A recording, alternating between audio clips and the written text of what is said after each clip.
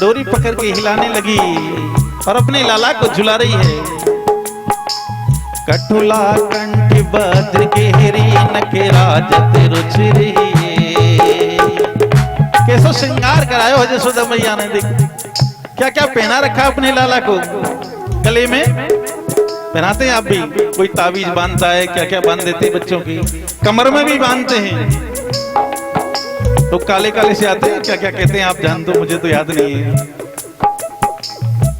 शेर का नाखून भी बांधते हैं, और हाँ नाखून आते हैं, नाखून टाइप क्या बोलते हैं जो भी। कोई कमर में बांधते हैं, गले में बांधते हैं, नजर ना लग जाए। यशोदा मैया ने भी लाला के सब उपाय कर रखे हैं।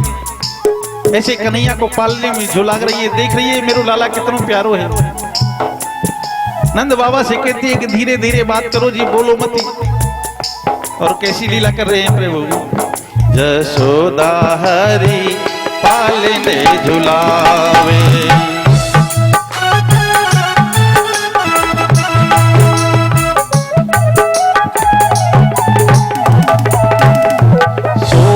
जान मौन है बैठी कर कर शयन दिखावे। सोवत जान मौन है बैठी कर कर शयन दिखावे। यशोदा हरि पालने झुलावे, यशोदा हरि पालने झुलावे।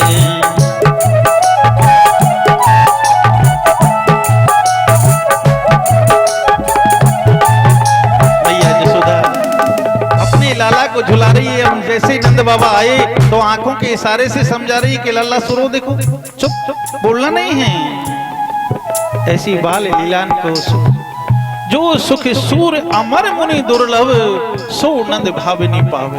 कितना बड़ो भाव है, कैसो भाग्य यशोदा मैया को। यशोदा हरि पालने झुलावे, यशोदा हरि झुलावे। जो सुख सूर अमर मुनि दुर्लभ, सो नंद भामिनी पावे।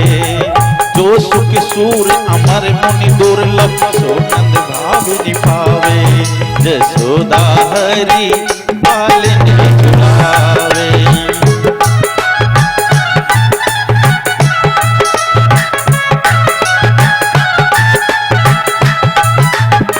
कैसा यशोदा मैया का भाव, ऐसा अलौकिक सुख यशोदा मैया को मिला। लेकिन एक बात विचार करने की है,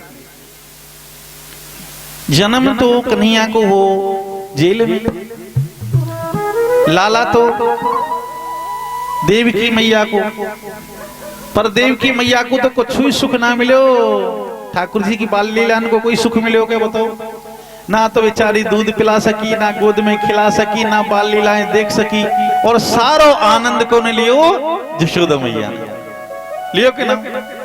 कभी सोची मन में कि ऐसो यशोदा मैया ने कौन सा पुण्य कर दियो, ऐसो कौन सो पुण्य करो यशोदा मैया ने जो कन्हैया ने आके वाके यहाँ आंचल को दूध पियो और अनेक प्रकार की लीलाएं की। पता है क्या? पता है क्या? कौन सा पुण्य किया? नहीं पता? सुन लेना, भागवत में बहुत सुंदर वर्णन आता है। भगवान श्याम सुंदर के जो माता पिता हैं पालनहार नंद यशोदा, ये पिछले जन्म में कौन थे? राजा दरा और द्रोण। बड़े धर्मात्मा पुण्यात्मा थे, लेकिन समय की बड़ी बलिहारी है। एक समय ऐसा आया कि इतने निर्धन हो गए कि खाने का दाना नहीं बचा। महाराज तपस्या करने के लिए जंगल में चले गए। उनकी धर्म पत्नी रानी दरा घर में रहती, रूखा सूखा जो मिलता खा लेती, नहीं मिलता तो जल पीकर अपना जीवन यापन करने लगी और गोविंद की गुण गाती रहती। हर घड़ी हर पल बस कृष्ण रस में डूबी रहती है। ठाकुर जी ने मन में विचार करो, राजा और रानी कठोर तपस्या में हैं, एक जंगल में तप कर रहे हो तो एक घर पे तप कर रही है। अब परीक्षा को समय आ गया। देखो भाई, परीक्षा तो देनी पड़ती है, घबराया मत करो। बच्चे तो घबराते ही, पर बड़े भी घबराते जरा सी परीक्षा की बारी आ जाएगी। तीन लोक के स्वामी एक ब्राह्मण को रूप बनायो और रानी दरा के दरवाजे पे आ गई। माता ने देखो ब्राह्मण देवता घर पे आए हैं, स्वागत सत्कार कियो, आओ विराजो, आसन लगायो, जलपान करायो जो घर में है। हाथ जोड़ के बोली, हे ब्रह्म देवता, मैं आपकी क्या सेवा करूं? भाई मेरे घर में जो था कर दिया। भगवान बोले, मैया 3 दिन से भूखा हूं। क्या कह रहे हैं? 3 दिन का भूखा हूं, अगर भोजन मिल जाए तो आत्मा को शांति मिल जाए। इतनी सी बात सुनी तो रानी दरा की आंखों से आंसू निकल पड़े। मैं तो मैं ही 3 दिन की भूखी बैठी हूं। मन में सोचने लगी,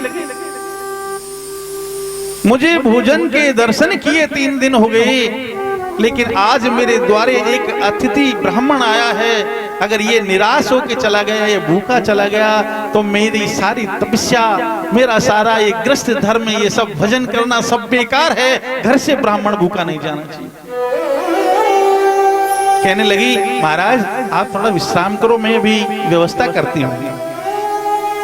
भगवान को बिठाया और दौड़ी दौड़ी गई एक सेठ जी के यहाँ दुकान पे, और दुकान पे जाके सेठ जी से बोली, सेठ जी आप हमें थोड़ा सा सामग्री का सामान दे दो, केवल एक ब्राह्मण के भोजन के लायक, ज्यादा नहीं चाहिए, और जब हमारे पास आएगा तो हम आपको लौटा देंगे। उधार लेने के लिए गई, पर कहते हैं भैया मुसीबत में कोई काम नहीं आता। मजबूरी का हर व्यक्ति फायदा उठाना चाहता है। जब जीव के ऊपर थोड़ी सी गरीबी आ जाए ना, कमजोर स्थिति हो जाए, तो किसी से उधार पैसे भी लेता है ना। पैसे वाले को तो वो व्यक्ति 1.5 रुपया सैका में पैसा उधार देता है, लेकिन गरीब की अगर मजबूरी है तो 3 रुपए से कम बात नहीं करता है, 3%। और कई लोग तो 5% मांगते हैं कि पता है मजबूरी में फंस गया, देगा। आज ब्राह्मणी दरा सेठ जी के यहाँ पहुंची है, तो सेठ जी उसके रूप को देख के क्या बोले हैं, सामान तो एक ब्राह्मण का 2 का ले जाओ, पर मैं जो कहूंगा वो काम करना पड़ेगा, तेरा यौवन मुझे देना पड़ेगा। इतनी बात सुनी तो हक्का बक्का रह गई, क्या कहा है? कैसा धर्म संकट है। मेरे ठाकुर जी कैसी कैसी परीक्षा लेते हैं भक्तों की, समझ में नहीं आता।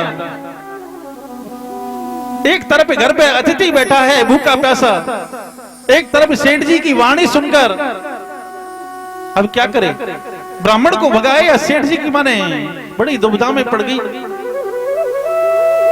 अपने ठाकुर को याद करके रोने लगी और बोली, सेठ जी आप कहते हो तो ठीक है, मैं आपकी बात मानती हूं, पहले मुझे सामग्री दो। ब्राह्मण के भोजन की पूरी सामग्री ली और बोली, सेठ जी एक चाकू भी दे दो। एक छुरा लिया। अब सेठ जी तो समझ ही नहीं पाए, दुष्ट व्यक्ति क्या समझेगा भाव को, और दरा ब्राह्मणी ने उस छुरे से अपने दोनों स्तन काट के सेठ जी के माथे पे फेंक दिए, ये ले मेरी जवानी, और सामग्री लेकर ठाकुर जी के पास आई। श्री बांके बिहारी के सामग्री रख दी। कहने लगी, ब्राह्मण देवता प्रसादी लो।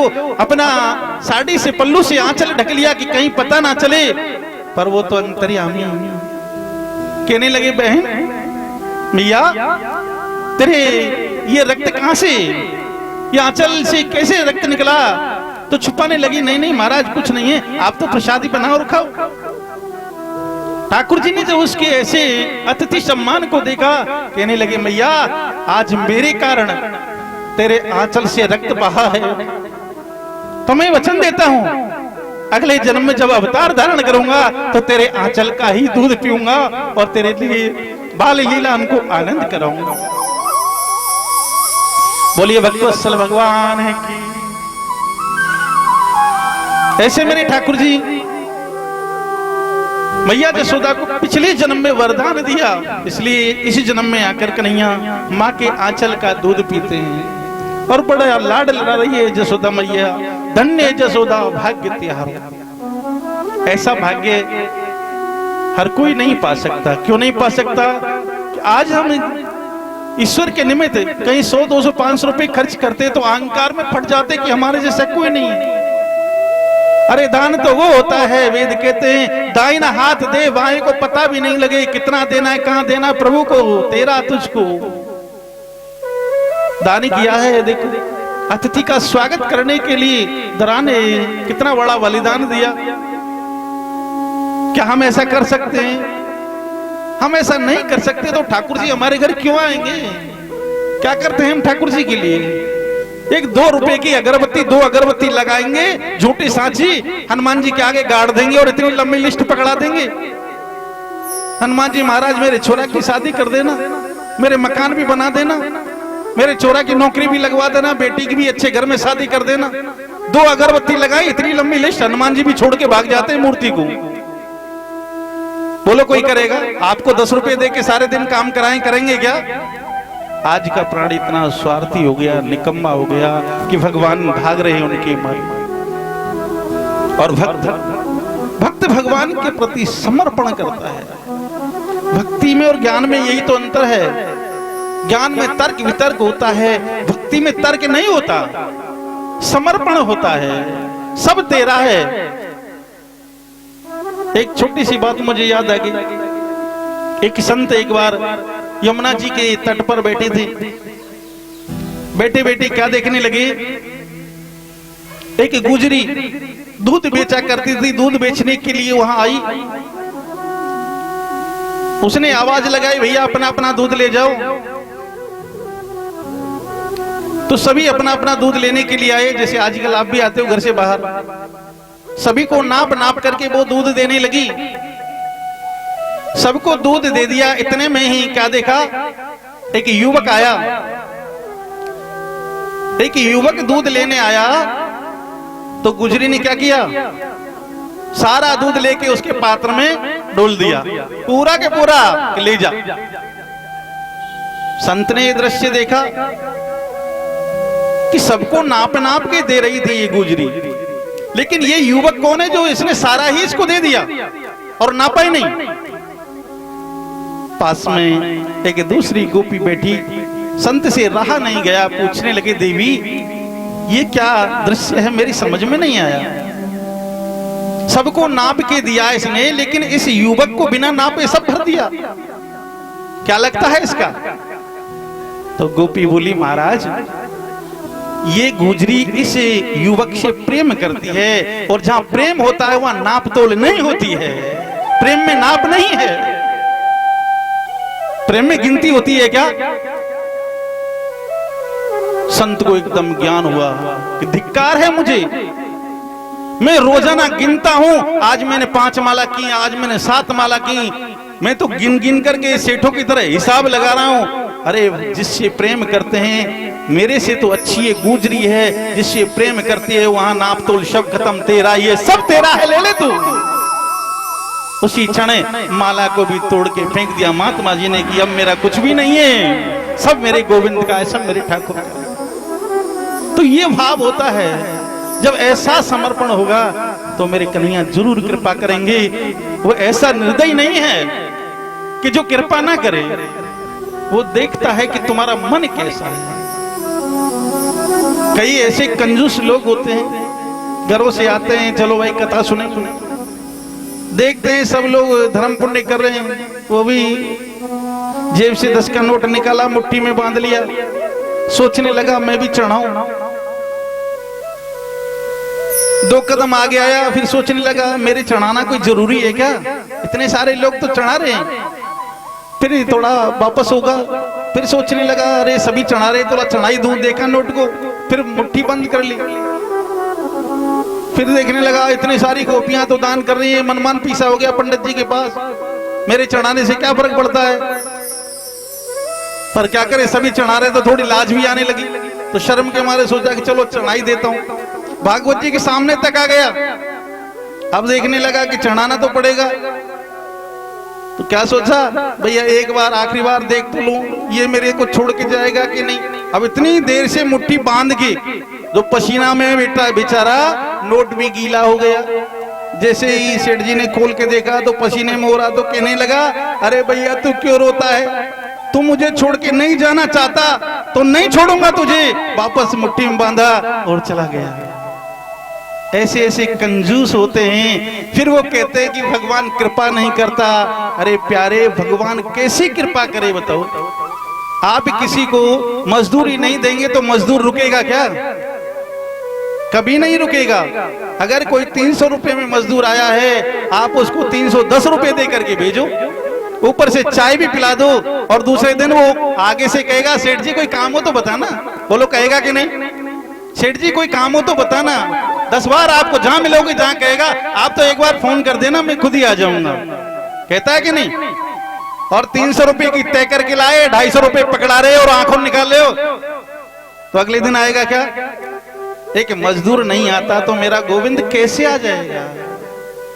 सिर्फ कहने से कुछ नहीं होता है, जीवन में कुछ उतारना पड़ता है, जीवन में कुछ त्यागना पड़ता है। और एक छोटी सी बात मुझे याद आ गई, आपको बता दूं, ये दान का जो प्रकरण है ना, कई विद्वान लोग कहते हैं वो दान देने से क्या है, तो पंडित लोग हैं ना, पैसा कमाने के लिए ऐसा करते हैं। ये पैसा कमाने की क्रिया नहीं है। जो प्राणी दान करना सीख गया वो समझ लो मुक्ति के मार्ग पे चलना सीख गया। आज आप 10 रुपए अपने मुट्ठी से नहीं छोड़ सकते, सोचना।